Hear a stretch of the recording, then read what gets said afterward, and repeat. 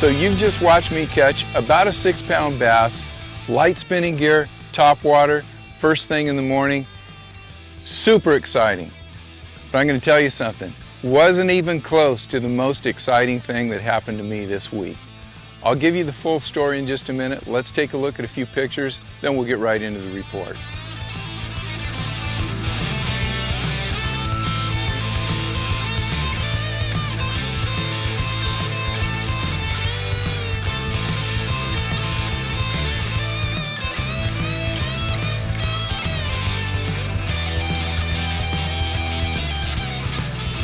Hi everyone, thanks for joining me, and you are watching the September 11th In Deep on the Delta Fishing Report. And this week we're going to start off with a little story. Told you I've had some exciting action here on the Delta, but what is even close to the excitement that I experienced this weekend? Here's the story.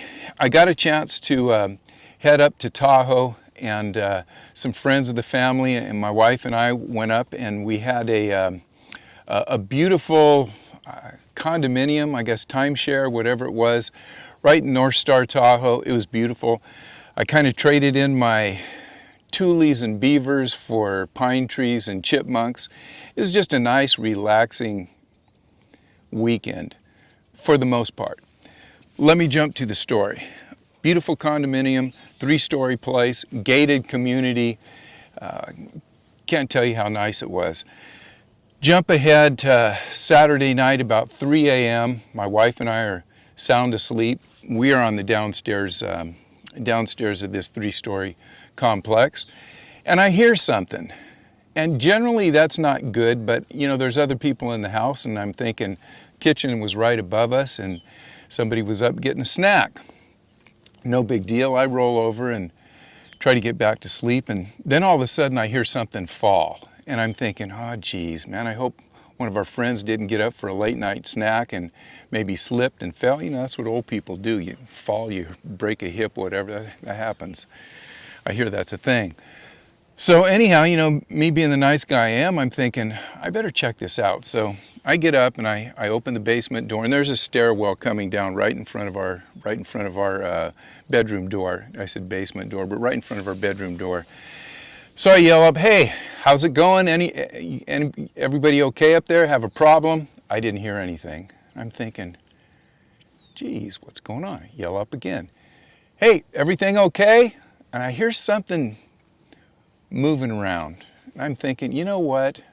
I've been in this situation before. We've been sitting out on the back porch watching the chipmunks running around. I know these damn chipmunks get in the house, and I'm thinking that one of them's up there in the kitchen messing with our snacks. So, nice guy that I am, I think I can go up and check it out. And what could the worst possible scenario be at this point? I'm thinking, you know, I'll go up there, there's a big bull chipmunk that I gotta scare away. I save the snacks. I'm the weekend hero, right off into the sunset, no big deal. So as I'm about to head up the stairs, this big bull chipmunk is starting to come down the stairs. Here's the problem. Somewhere between the kitchen and the stairwell, that big bull chipmunk turned into a full-size adult black bear. He's coming down the stairs, I'm standing at the bottom of the stairs. And I tell myself, you know, I'm not that big of an outdoorsman when it comes to bear. I'm thinking, I'm in a conundrum here.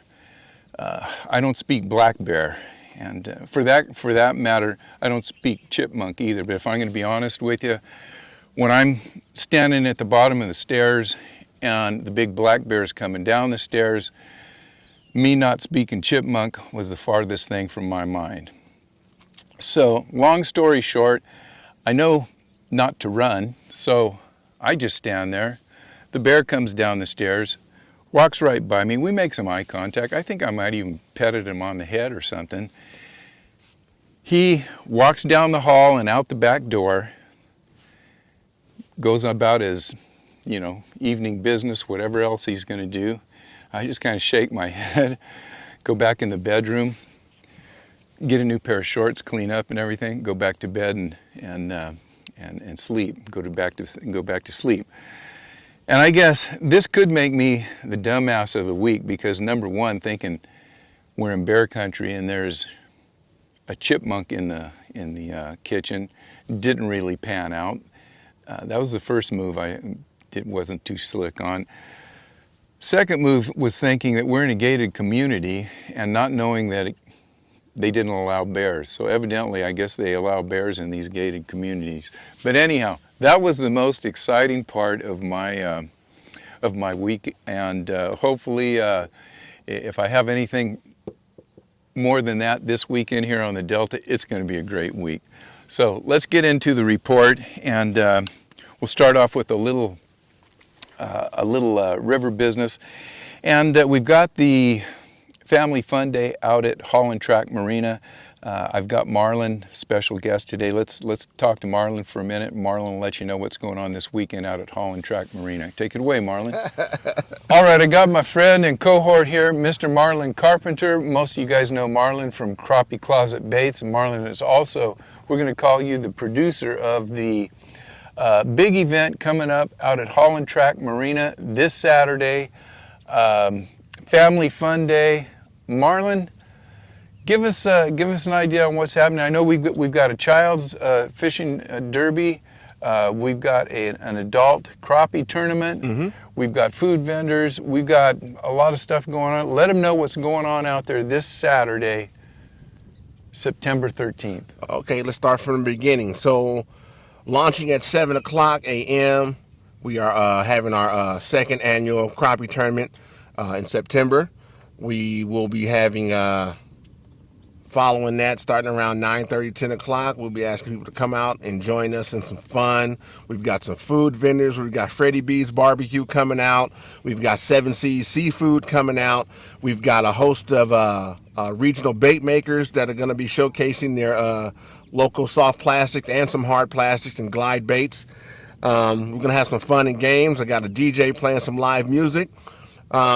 It's just going to be something that we can just hang out, get to know each other. We're going to have a bunch of prizes. We're going to have a fishing derby. The kids will be able out on the docks to fish for bluegill, crappie, and whatever they can catch. We'll also be giving away a couple rod combos to a couple lucky kids.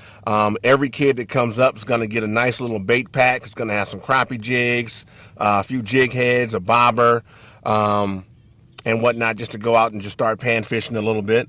Then we're going to have like this big, huge raffle. The guys that'll be showing up with the vendors, they're going to be having a bunch of tackle packs they're going to contribute. I've got a couple rod combos from Catch the Fever rods.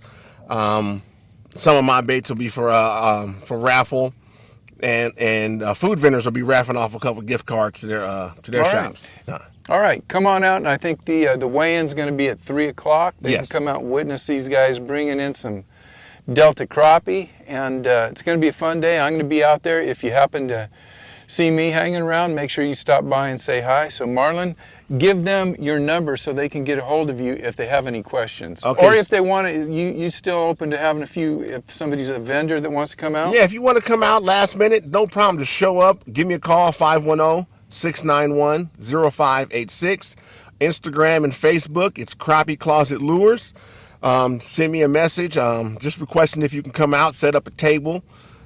Let's do it. Let's make it big. We're trying to create an annual tradition here that everybody can come out and enjoy. All right, sounds like fun. So we'll see you guys out there Saturday the 13th out at Holland Track Marina, and we'll get back to the video. We'll start talking about how they might be able to catch a few bass out there too. Yeah, let's go. Thanks a lot, Marlon. All right, have a good one, people. See you guys out there. There you have it, everything you need to know for coming out on the Delta and having a good time. I want to thank Marlon for joining me and passing on the information, and hopefully we will see you guys out there Saturday out at Holland Track Marina. What else is going on out here? Well, I know Saturday and Sunday we got the Golden Mussel Tournament, the BBT Golden Mussel TOC, and that's their Delta circuit. So that's coming up. We'll see how they do this week. I actually found out about it by calling Rob. The first thing that Rob said is, don't tell me anything. I can't tell you anything. I'm fishing the TOC this week. So I guess big shout out to Rob for being honest and not letting me spread any rumors about how good the fishing's been. And maybe Rob's not so smart, because if he thought I was going to tell him something that was going to help him to win the tournament, he's probably barking up the wrong tree. But anyhow, that'll be out this weekend. And we'll see how they do. Also, I got, it's not news yet because I don't have the full story, but I understand that we have new management out at King Island, a new owner, and the cafe out there is going to be open. From what I understand right now, it's open full-time 7 days a week. I've got to get that, you know, straightened away before I actually tell you that, but it's supposed to be open full-time. The new owner is the current owner of the Windmill Cove. I think his name is Dave. He picked up not only King Island, but I think he also bought the old Herman in Helens, and that might be getting cleaned up too. I'm going to try to get a hold of Dave. I'll give you guys some information on that as we, maybe next week. Dave King, the tournament director for NorCal Bass, is going to be opening a new tackle shop out at Paradise Point. I'm going to talk to Dave in the next couple of weeks, get the information on that. We'll give you that information too. So with that, that's kind of the river news. Let's talk about what's going on here in the Delta. It's been beautiful out here. The weather's starting to cool down. We've had some days that have beautiful cloud cover. We've had days that have had some breeze. Everything is really, you know, looking good out here. The fishing pressure has been light, especially on the weekdays. Water temperatures are around 76, 77 degrees. I don't think unless we get some hot weather coming up, you know, generally our temperatures hit right there 79, 80, 81, 82 a lot of times. I think we're gonna stick around here at this 76 degree, 77 degree water temps, and it's not going to get real hot, and I think that's good. You know, real high water temperatures are never good for the fish, and they create a lot of fungus and stuff and so on and so forth, so that's all good. Let's talk about stripers. Still not in the Central Delta. They are more and more, I'm getting reports that people are out here catching stripers. My friend David Lee, who is primarily running around for bass, he's been fishing the South, and he says that he's had no problem catching a couple of stripers on every trip. So it's getting more, they're getting more and more aggressive, or there's more and more fish in the system. I also talked to my buddy Ted. Coach Ted has been out almost every day. He's picking up a lot of stripers, fishing from, you know, lads all the way down to telephone cut, all the way down south to down by Clifton Court. There's a few fish in there, but he's getting a lot of small fish, so, you know, undersized fish. I know that they are still picking up fish in the bay. Most of the big slug of stripers, I think, are moving in, but they're moving more down the Sacramento River. There's a lot of guys catching fish, trolling out on the Sacramento River and spooning. My suggestion would be, if you're all out, you know, ready to go out for stripers and catch some fish, I would probably drag my boat down out somewhere around Rio Vista or Brandon Island and fish, you know, 3 mile down to, let's see, maybe the 162 bridge right around Pittsburgh, or maybe head down around Sacramento, the West Bank, whatever you're fishing there. But that's where kind of the slug of stripers are. They are coming into the Delta. The guys that are fishing around the Central Delta are still, I mean, they're picking up fish, mostly drifting live bluegill, and most of the fish are schoolie fish, just keeper sized to maybe 4 or 5 pounds. Not really hot and heavy yet, and we'll see what gives. Maybe next week. We've had the full moon. I know this morning, it's Wednesday, I'm out around White Slough. I've seen several sea lions out here, so they've got to be chasing the stripers up here. We'll leave it at that. Maybe next week will be the breakthrough week, and we'll see what's going on up here.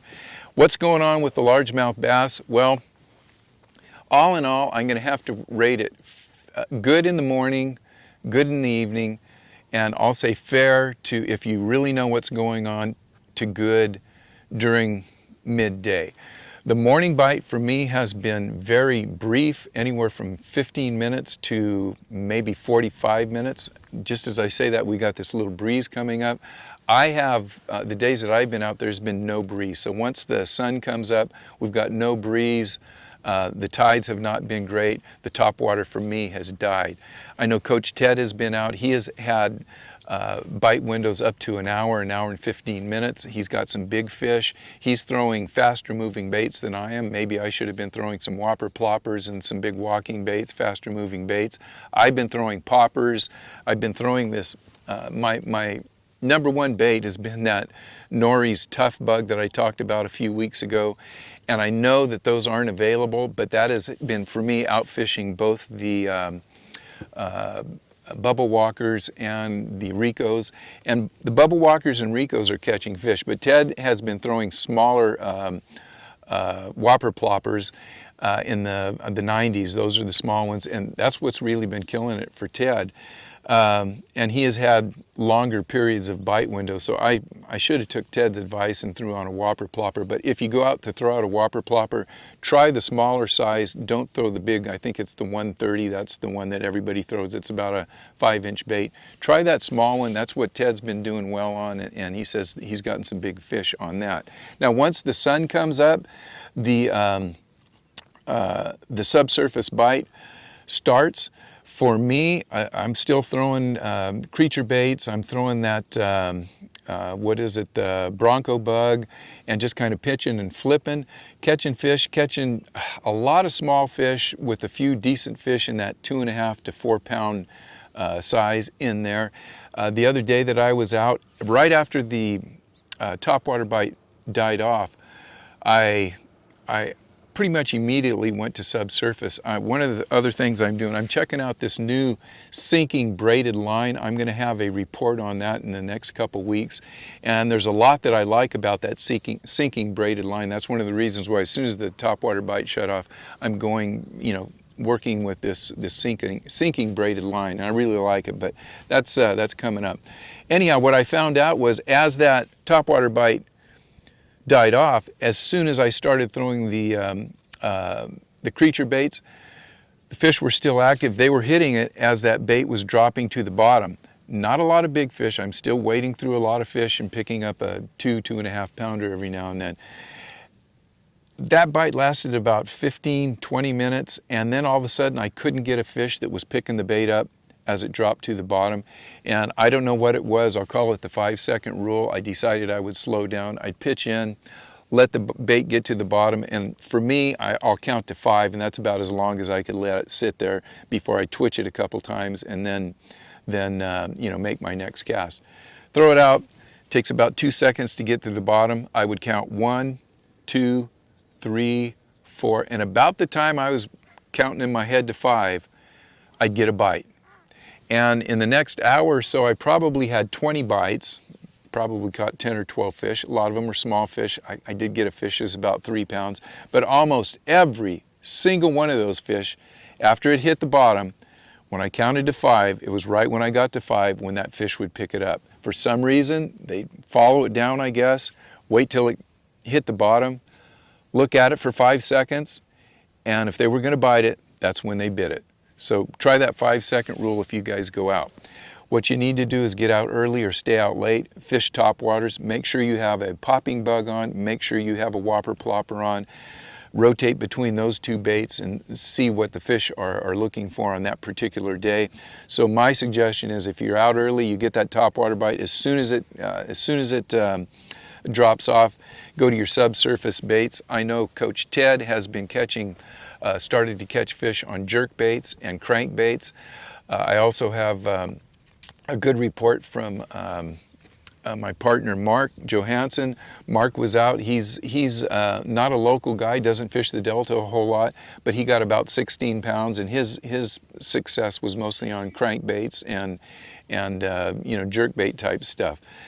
I have I've corresponded with Joey Price. He has been out. He's doing really well, both with stripers and largemouth.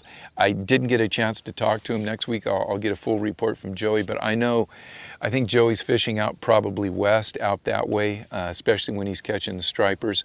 So all in all, the fish are out there, but you got to work for them. Punching, if you want the bigger fish, punching is the way to go. It seems like a lot of the guys that were frogging 2 weeks ago, 3 weeks ago, after all the tournaments burned off and so on and so forth. There's not as much frog fishing going on right now, and I think a lot of those guys are starting to punch because that's where they're getting the bigger fish, and those guys are looking for tournament fish. So with that, that's my report for this week. Go out, catch a few fish, send me some pictures, and let's see how we get through this next week. And then I'm really hoping that this weather pattern stays in the 80s or something. Maybe we're going to have an early fall, and maybe it'll be a nice long burn into winter, and we'll just start catching fish like it's going out of style out here. So thanks for watching. See you guys on the river. Good luck.